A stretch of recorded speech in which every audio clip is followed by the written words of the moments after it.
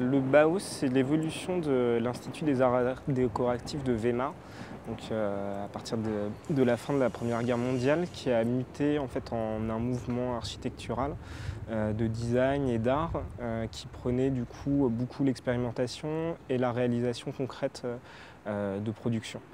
De ce concept, nous, on a gardé vraiment l'approche expérimentale par la réalisation et la formation. Ce qu'on a pu imaginer dans Plateau Urbain, nous, on est vraiment des personnes qui mettons en relation et on part du principe qu'on n'aura pas toutes les bonnes idées pour investir un lieu, que chaque lieu est spécifique, ne serait-ce que par son site, donc le bâtiment lui-même et sa situation, où il est placé. Donc la démarche va être d'aller rencontrer les différents acteurs du territoire au niveau associatif et entrepreneurial pour déjà identifier des besoins d'espace qui n'auraient pas été satisfaits sur le territoire. La deuxième démarche, ça va être de mettre en place un appel à résidence via une plateforme web qui va permettre à tout à chacun à l'échelle de la région Île-de-France de pouvoir candidater en proposant une surface et une activité sur le bâtiment. L'idée ensuite, c'est de récolter toutes ces demandes de résidence sur le lieu et de choisir en priorisant entre les activités locales qui ont besoin d'espace dedans, en y répondant pour réussir à donner une entrée dans le quartier, mais en donnant aussi une ouverture à l'échelle de la région Île-de-France et en mettant en réseau les différents acteurs qui sont déjà habitués à faire de l'occupation éphémère, à gérer les choses et à les aménager. Nous, on permet juste de redonner un nouveau souffle en fait, dans ces occupations en allant chercher d'autres idées ailleurs, que ce soit au niveau local ou au niveau régional. On a l'avantage de travailler en rapport avec plusieurs gestionnaires, notamment d'espaces d'incubation, donc Creative Valley qui est un des spécialistes du numérique. On travaille aussi sur le projet avec le 6B, qui est quand même un gros spécialiste du culturel. Et il y a beaucoup d'associations qui sont sur place. Donc dans l'idéal, moi ce que j'imaginerais, c'est quand même une grosse part d'ateliers.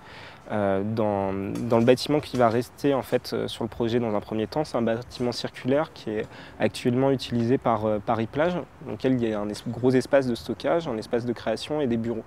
Donc tout naturellement adresser les espaces de bureaux à des jeunes startups du numérique. Et mêler les étages en ateliers artistiques et ateliers de production qui vont servir à la construction des espaces éphémères le temps du chantier par le 6B. Et prévoir des espaces qui soient soit alloués de manière définitive ou de manière journalière aux associations du 19e.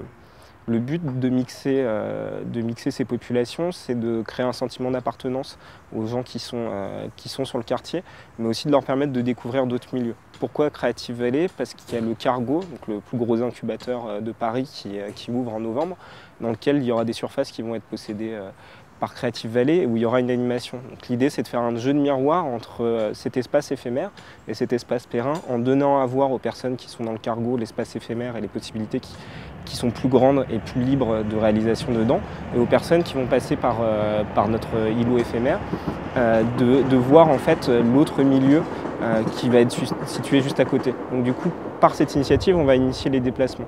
Ça va être la même chose pour les habitants du quartier qui vont pouvoir bénéficier des espaces et des animations, tout en revenant vers eux ensuite. Donc l'idée, c'est vraiment d'initier les circulations. Et comment initier les circulations? En proposant des prix très attractifs en fait, pour déployer des activités.